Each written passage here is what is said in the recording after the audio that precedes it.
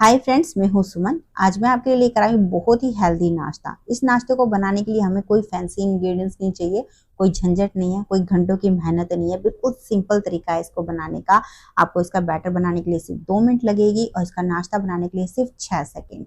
तो इंस्टेंट आपका ये नाश्ता बन जाएगा, जिसे आप बच्चों के लंच बॉक्स में भी दे सकते हो। तो उम्मीद रखती हूँ फ्रेंड्स आज की रेसिपी आपको पसंद आएगी। तो चलो बनाते हैं। तो इस नाश्ते को बनाने के लिए सबसे पहले हमें लेनी है 1 कप सूजी। तो सूजी बारीक वाली या मोटी जैसी भी हो आप ले लो। साथ में ही करीबन 4 इसमें हरी मिर्ची डालेंगे। यहाँ पर हरी मिर्ची को आप अपने टेस्ट के हिसाब से डालना, जितना भी तीखा आपके फैमिली में खाते हैं। अब इसमें धनिया पत्ती डालेंगे, करीबन आधा से पौना कप यहाँ धनिया पत्ती ले, उसको डंठल के साथ में ही यूज करना है। अब आधी छोटी चम्मच डालेंगे नमक, साथ में ही आधा कप डालेंगे दही। थोड़ा सा खट्टा दही लोगे तो ज्यादा बढ़िया रिजल्ट मिलेगा। आधा कप ही इसमें पानी डालेंगे। बस अब सारी चीजों को अच्छे से पीस लेंगे। तो इसको पीसने के लिए सिर्फ 1 मिनट लगती है। मैंने तो आपको स्टार्टिंग में 2 मिनट बोली थी। तो बहुत ही इंस्टेंट सा ये बैटर तैयार हो जाता है। बैटर का जो टेक्सचर अभी आप देख सकते हो, बिल्कुल पतला भी नहीं है, गाढ़ा भी नहीं है। तो आप चाहो तो अभी इससे ये नाश्ता बना सकते हो। अगर आपके पास टाइम है तो आप इसे 5-10 मिनट साइड में रख दो। इतनी जो सूजी है वो थोड़ी सी फूल के नरम हो जाएगी। अब इसके बाद एक चटपटी सी चटनी बना लेंगे, जिससे इस नाश्ते का टेस्ट और भी बढ़ जाएगा। तो उसके लिए हमें 1/4 कप लेने हैं भुने हुए चने। मैंने छिलका उतार कर यूज किए हैं। मार्केट में बिना छिलके वाले भी मिलते हैं, आप वो भी ले सकते हो। साथ में 1/4 कप डालेंगे भुनी हुई मूंगफली। अगर आपको ये नहीं पता कि मूंगफली कैसे भूनते हैं तो सिंपल आप उसे धीमी आंच पे सेक लेना, एकदम क्रिस्प हो जाएंगी। फिर उसके बाद उसका छिलका उतार कर आप यहाँ यूज कर लेना।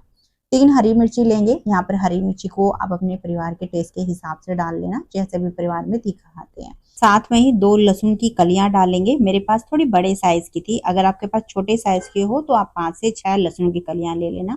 और अगर लहसुन नहीं खाते हो तो आप इसे स्किप भी कर सकते हो। साथ में आधा कप के आसपास धनिया पत्ती यहाँ मैंने लिया, डंठल के साथ में ले लेना उसको। करीबन 2 छोटी चम्मच डालेंगे नींबू का रस, जिससे चटनी में हल्की सी खटास आएगी, जो कि बहुत टेस्टी लगती है। आप चाहो तो यहाँ पर नींबू के रस की जगह 2 चम्मच दही भी डाल सकते हो। 1/3 छोटी चम्मच डालेंगे नमक और साथ में ही आधा कप पानी। तो पानी सारा एक साथ नहीं डालना है, पहले आप थोड़ा पानी डालना, उसको अच्छे से पीस लेना। पीसने के बाद फिर जैसी कंसिस्टेंसी आपको चटनी की चाहिए ना, उसी हिसाब से आप यहाँ पानी ऐड कर लेना। तो ये हमारी बहुत ही चटपटी सी चटनी तैयार हो गई है। आप चाहो तो इसको ऐसे ही नाश्ते के साथ खा सकते हो, पर अगर आपको इसका टेस्ट थोड़ा सा और बढ़ाना है तो एक तड़का लगा लोगे तो इसका टेस्ट और भी अच्छा आएगा। तो उसके लिए हमें लेना है 2 टेबलस्पून ऑयल। तेल को गर्म कर लेना है। फिर इसमें डालना है 1/3 छोटी चम्मच सरसों का दाना, 6 से 7 करी पत्ता। मेरे पास सूखी वाली करी पत्ता थी। अगर आपके पास फ्रेश करी पत्ता हो तो वो ऐड करना, उसका फ्लेवर ज्यादा अच्छा आता है। साथ में ही 4 छोटे साइज की सूखी लाल मिर्च डाली है। बस इनको भून लेंगे। सूखी लाल मिर्च का भी बहुत बढ़िया फ्लेवर आता है छोंक के अंदर, तो आप इसे जरूर ऐड करना। बस अब ये तड़का जाएगा चटनी के ऊपर और तैयार हमारी सिंपल सी ये चटनी। अब इस चटनी को आप इस नाश्ते के साथ तो सर्व कर ही सकते हो, साथ में आप इसको इडली, डोसा, वड़ा के साथ भी खा सकते हो। बहुत मजे की लगती है।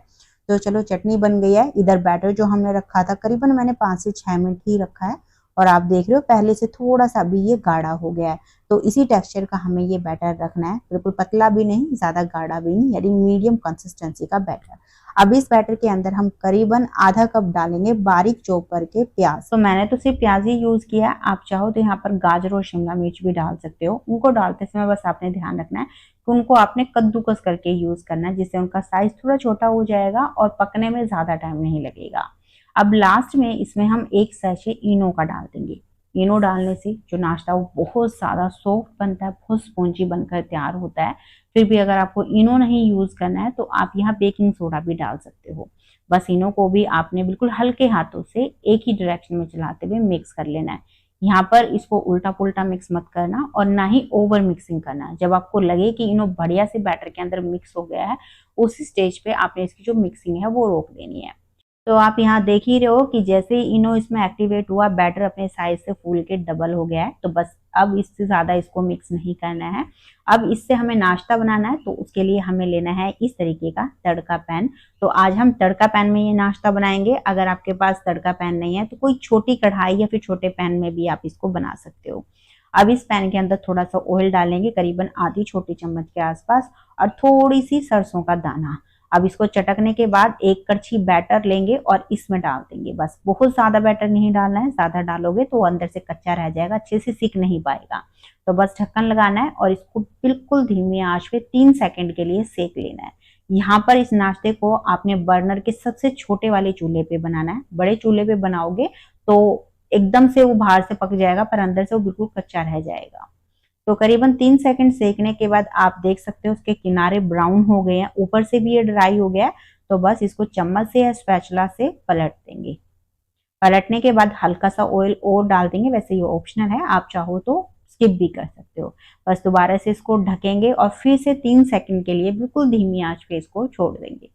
तो 3 सेकंड और पकाने के बाद ये देखो बहुत बढ़िया से हमारा जो नाश्ता है कुक हो गया, देखने से आपको पता भी चल रहा होगा। तो एक चम्मच या स्पैचुला से इसको निकाल लेंगे। तो आप देखो कितना बढ़िया डोसा बनकर तैयार हुआ है, ऊपर से एकदम क्रिस्प है ये और अंदर से बहुत ज्यादा सॉफ्ट और स्पॉन्जी।